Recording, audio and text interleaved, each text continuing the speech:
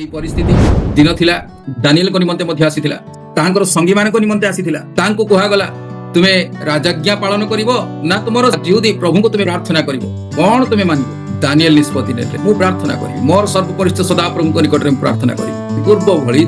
Daniel से पुनर्बार आंठुपाती Jerusalem आड़ को निजर से झरका मेले प्रार्थना करूछु तांको निमंते बड़ चुनौती थिला जेतेबेला हम ईश्वर को आज्ञा मानिबा पई पालन करिबा पई जेतेबेला हम मनस्थ करूछु सेही समय हम मानकर जीवन विपद रे पड़ी पारे सेही समय हम मानकर मान सम्मान विपद रे पड़ी पारे हम मानकर जीविका विपद रे पड़ी पारे हमर परिवार विपद रे पड़ी पारे किंतु ए प्रकार घड़ी संधि मुहूर्त रे मध्ये जदि हम ईश्वर को आज्ञा मानु सेही समय हम प्रभु को गौरव दे हमने देखो सद्रक महेशक अबेदनगो से तीन जन बंधु